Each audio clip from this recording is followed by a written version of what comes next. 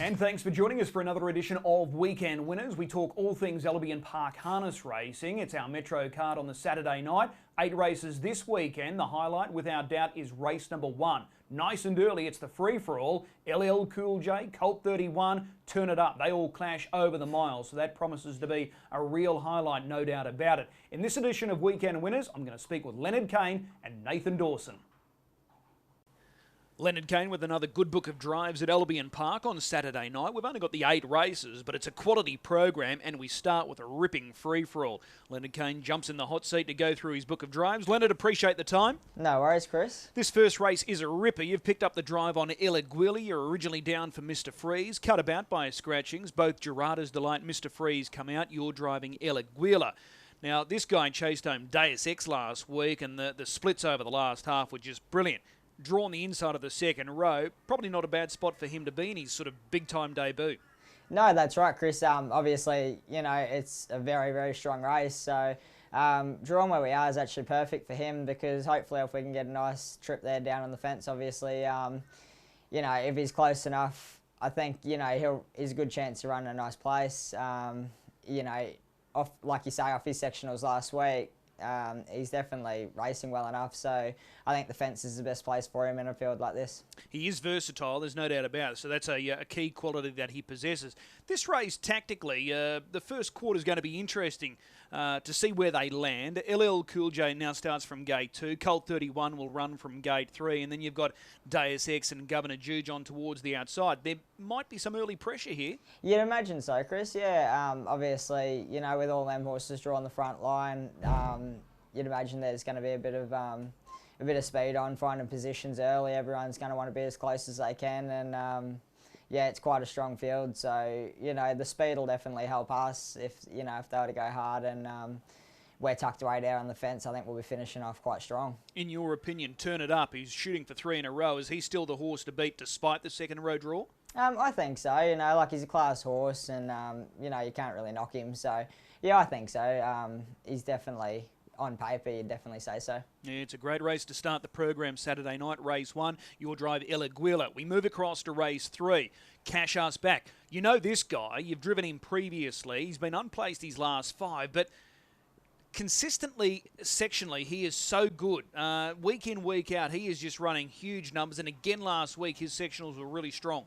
Yeah, that's right, Chris. Yeah, he's had a terrible run of draws, and obviously, you know, racing, as hard as racing is these days, it all comes down to draws. So when you're not blessed with the best of draws, you know, it makes it hard to look good on paper. But he's definitely been racing well enough, and like you say, sectionally, he's been racing very strong. So I think if we can land close enough, it looks a quite even field. So I think if we can sort of drop in there early and get some nice cover, I think he'll be right about at the finish. Okay.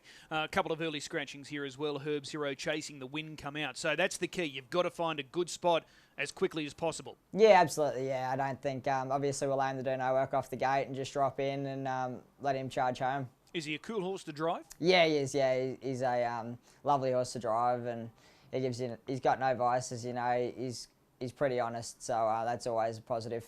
Okay, well, that's Cash Us Back. Let's go across to race 6, and I'm really intrigued by your thoughts here on Go Lightly. You sat behind this guy last week. He stepped up and took on the big boys, chasing home Turn It Up last week, 26 and change last quarter.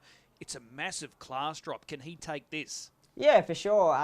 Like you say, his run last week against the big boys, you know, it was quite strong still. I got home in 26, and you know, he didn't lose any ground. He was at right abouts with them at the finish. So, you know, off that form, obviously the draw is quite difficult. But I think, again, hopefully if we can sort of land thereabouts, he should be, you know, hitting the line real hard.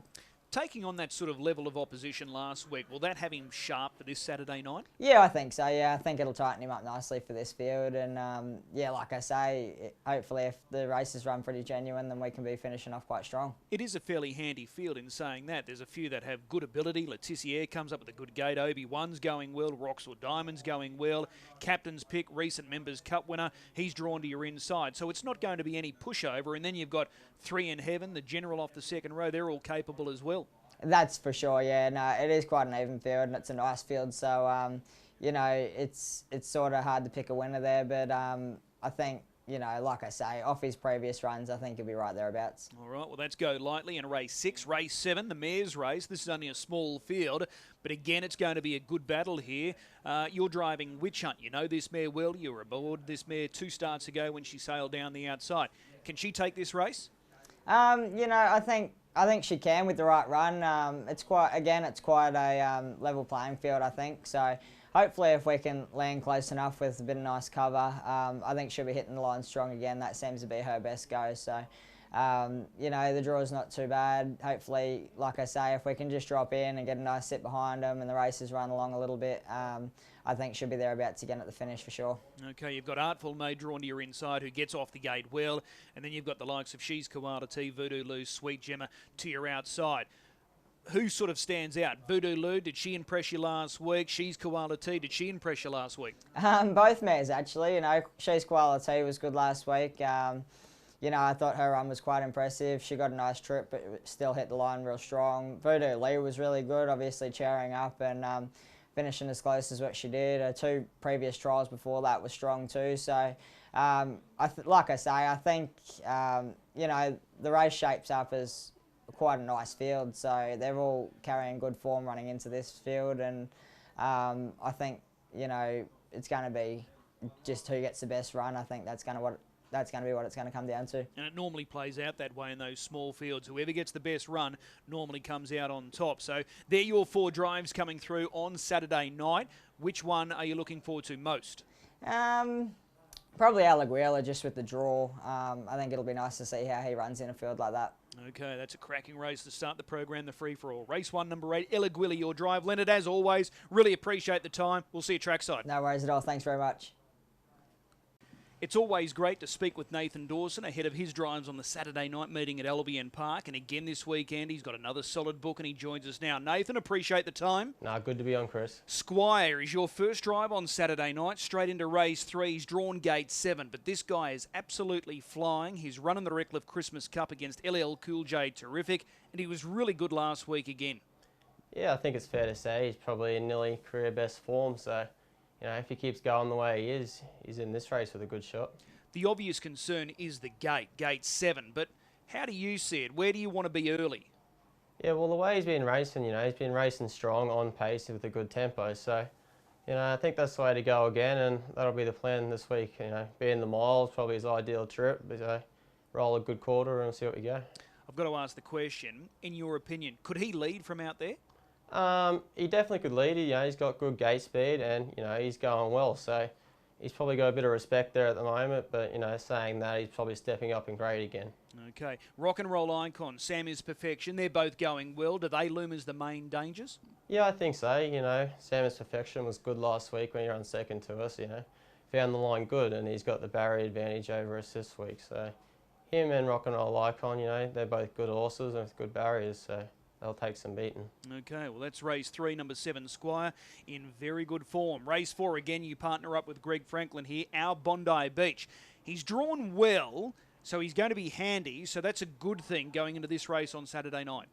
Yeah, he's going well. You know, it was a bit of a poor steer last week by me, but before that, his form was really good. So with the good draw, when he goes that, he's always thereabouts. What were you disappointed with last week? I had a few spots and I missed them, and then, you know, I ended up last trying to come around them in a hot tempo. So it's not really his go, but, you know, we make mistakes and move on. Okay, so from gate 2 here on Saturday night, you're going to be handy. This race looks like it's going to generate some nice tempo, so that should suit him. I think so, you know. He likes to pace on when he's not doing the work, and then he finishes over the top. So, you know, if the pace is on, we'll be finishing hard at the finish. No doubt you would have seen Scoob Operator on Tuesday look really impressive to the eye. Yeah, he did. He looked really good, you know.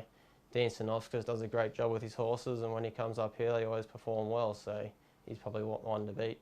Okay, race number 5, you're driving Katacha Man. This shapes as a really open race. You can make cases for most, if not all here. Katacha Man comes to Albion Park with really good, consistent form. Unplaced last time out, but this looks winnable. Yeah, it is, you know. He's going super consistent at the moment, and, you know, he does like the bigger track, I feel. So, you know, with the right run and a bit of even tempo, I think we'll be getting over the top. The 2 runners to your inside, Betting Baron, Tracer Bullet, they're rising in grade. Do you want to be aggressive early and try and get as forward as possible? Yeah, most times I drive him, I'm pretty aggressive on him. I either lead or try and hold to death. I think he's best that way, and the more they come at him, the better he is. So we'll be aggressive. Whether we find the top, I'm not so sure, but you know, we'll be there in the finish. A mile, how does that sit with you, or do you prefer him over a bit longer? I don't think it worries him too much. You know, he's a bit of a easy horse to do anything with, and that. So he's got his few little quirks. Sometimes he doesn't try too hard, but when he's up there outside them, he seems to be a bit better. Okay, well, we'll watch with interest there. Katacha Man. Race number 6. Again, you've got a poor draw here, the outside of the front row. The Ideal Dancer, but he's going well. What did you make of his effort last week? Did he have his chance? Yeah, he's going well. You know, he had his chance, but, you know, the one was just too good, and it'd been going good, so it was no surprise that it held me. But he is going well, and, you know, it's a poor draw for us, but if we get a bit of luck, he's good enough to get over him. It is a race that does have good depth, though. Leticia, Obi-Wan, Rocks or Diamonds, Captain's Pick, Go Lightly. They're all going well and are very much capable. They are, you know, so if they put a bit of pace on early and then we're just camped out the back somewhere at the right trail into it, he's definitely going to be getting there to the line. That could happen as well. There might be some early sting here. I think so. You know, there's a few there that want to go forward and try and get the front, so well, fingers crossed that happens, and then we'll be right into the race. Okay, well, that's the Ideal Dancer.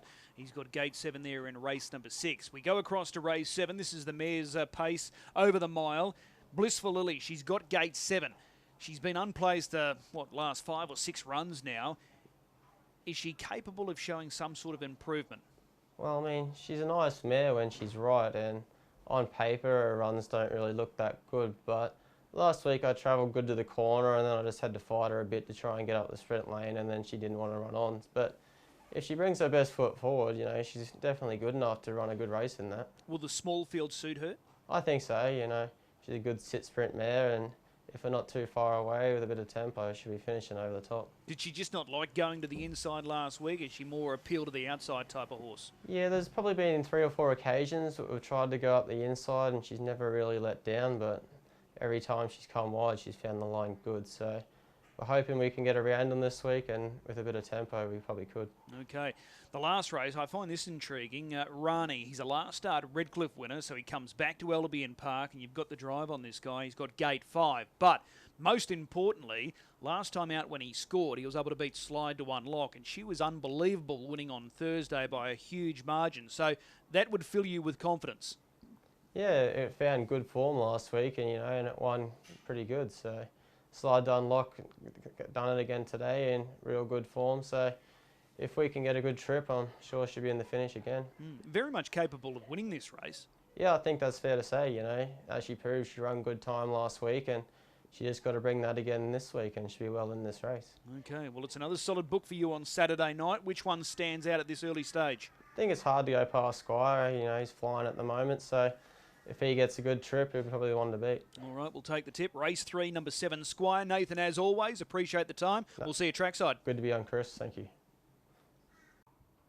A big thanks, as per normal, to our 2 drivers giving up their time and insight, Leonard Cain and Nathan Dawson this week, and we wish both boys the very best of luck. Time now to find a good thing for Saturday night. I think smack bang in the middle of the program, race 4, horse 7, Scoob Operator. He's on the back up. He was brilliant winning on Tuesday, and I see no reason why he can't go back to back. Yes, he's got to overcome the wide draw, but he was full of authority there on Tuesday, and his sectionals, they were outstanding, so he can score again. Race 4, number 7, Scoob Operator, for visiting New South Wales trainer-driver Dean Sinofskis. That's our best bet. If you are having a play at Albion Park on Saturday night, please do so responsibly. We'll see you trackside, the first of 8 at 5:32.